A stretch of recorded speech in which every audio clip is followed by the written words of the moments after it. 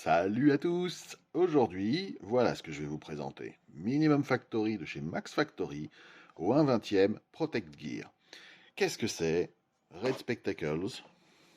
Eh bien, tout simplement, c'est une des itérations des armures qu'on peut voir dans Jinro. Les armures sont légèrement différentes, quelques détails esthétiques, notamment au niveau du plastron.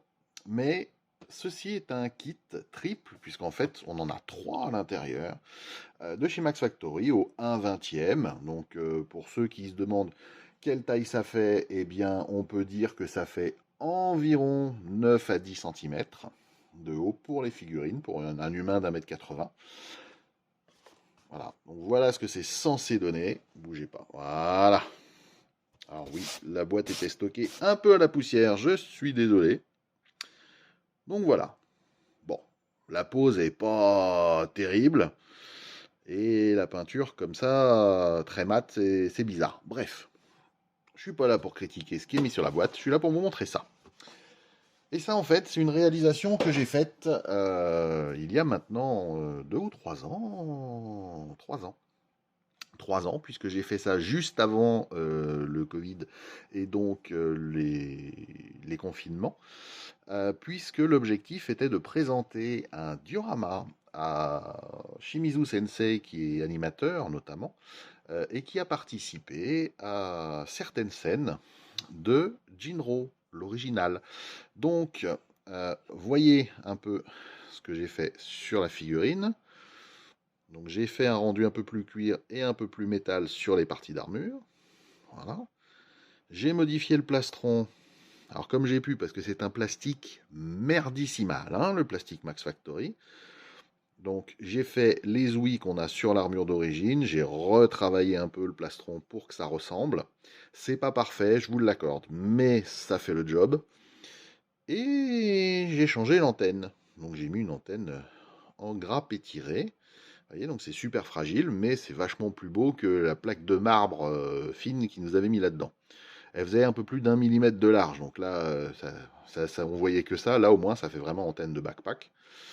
Et au niveau des yeux, donc ce que j'ai fait, c'est que j'ai fait une petite peinture métallique derrière. J'ai passé un rouge très intense et j'ai refait un vernis brillant dessus. Donc tout au pinceau, hein. Pinceau et acrylique. Voilà. Ici, on ne le voit pas forcément avec l'éclairage. J'ai fait des nuances avec d'autres teintes de noir. Mais là, avec mon éclairage, c'est vrai que ça écrase un peu mes effets. Donc voilà ce petit kit qui est d'une qualité vraiment mauvaise au niveau plastique. Par contre, un diorama avec les 3 mêmes côte à côte, honnêtement, j'en voyais pas l'intérêt. Et donc, quand je vous dis que c'est un kit avec un plastique pourri, c'est parce que j'ai modifié les 2 autres, puisqu'ils sont livrés par 3, je vous le rappelle, pour faire des poses un peu différentes. Voici le premier.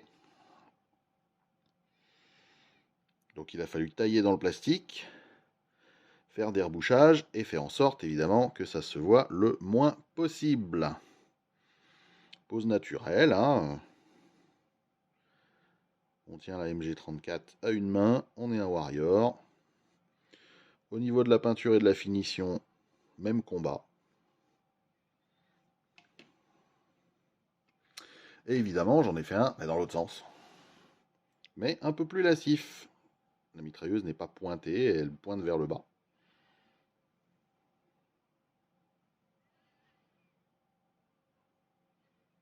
Voilà. Et donc, il a fallu fabriquer un décor pour ces petites choses. Le décor est là. Alors, je filme en horizontal du dessus du plan de travail, donc je vais vous montrer le décor à part des figurines, et je vous mettrai des photos avec les figurines, qui figurent de toute façon sur ma page Facebook et de mémoire sur mon site internet, derrière pour que vous voyez le résultat en studio photo. Le décor, je suis parti en fait d'une base Tamiya 20 par 20 grosso modo, que j'avais eu avec des avions type Propeller Action, donc avec le moteur intégré pour faire tourner l'hélice. Vous voyez, donc c'est une base en plastique sur laquelle j'ai fait une structure en carton et dans laquelle j'ai intégré un pot de fleurs en plastique que j'ai recoupé. Voilà. J'ai voulu le faire de biais pour avoir une dynamique au niveau de la base et pas avoir un truc de face tout bateau. Ensuite, il a fallu créer l'aspect que vous voyez là, avec un peu façon pierre. Et c'est une grande première pour moi. J'ai fait ça avec du liège, donc de la carte de liège. Hein, c'est du liège de 2 à 3 mm d'épaisseur, qu'il a fallu tailler, coller. Et ensuite, il y avait énormément de lavis de peinture, on ne dirait pas comme ça, pour obtenir tout ça. Il me reste à faire sur ce diorama l'aspect vraiment flotte, l'aspect eau au niveau des égouts, faire des traces, etc. J'ai tout ce qu'il faut, j'ai juste pas eu le temps de le faire jusqu'à présent. Et j'ai fait une rambarde en haut. Pourquoi? Parce que je me dis, si on en a en bas, on peut très bien en avoir un en haut, si j'ai la place en vitrine. Parce que, mine de rien, vous voyez, là, on est à 29 cm de haut. Hein. Vous voyez, si je suis à 30 ici, il me reste 1 cm, ça fait 29 de haut à la rambarde. Ce qui fait que si je rajoute notre cher Kerberos ici, eh bien tout de suite, ça prend des proportions assez importantes. J'ai fait le fond avec une planche de carton. L'avantage, c'est que dès qu'on est dans l'ombre, eh bien, on ne la voit plus.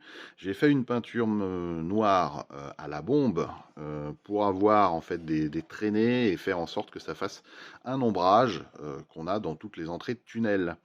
Donc c'est un hommage à la scène des égouts qu'on voit. Le dessin de la bouche, enfin de la bouche du canal d'égout n'est pas le même, mais c'est délibéré de ma part, parce qu'il n'y a pas qu'un seul, je dirais, réseau d'égouts dans la ville.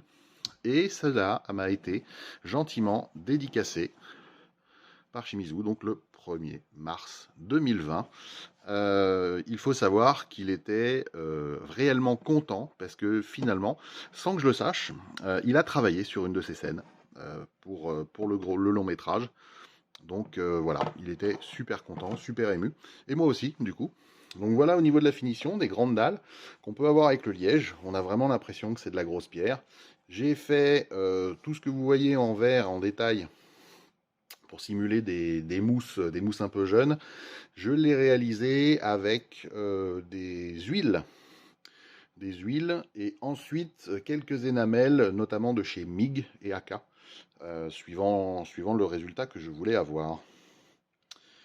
Cette rambarde est faite en grappes de maquette, avec différents diamètres de grappes, et la peinture est intégralement faite en une base métallique à la bombe de base de chez Action à 3 €, et ensuite beaucoup de passes de vieillissement pour avoir un aspect complètement rongé, un peu rouillé, quoi. Voilà.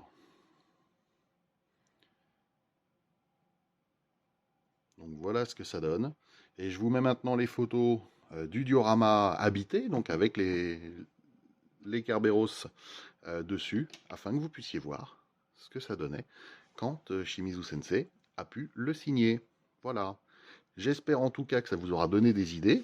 N'hésitez pas à commenter, à partager et à vous abonner si ce n'est pas déjà fait, hein, parce que ça fait un moment que je vous le dis maintenant. Alors, il faudrait peut-être vous bouger un peu quand même. Et puis moi je vous dis à bientôt pour un autre projet que je vous montrerai réalisé. Ciao, ciao!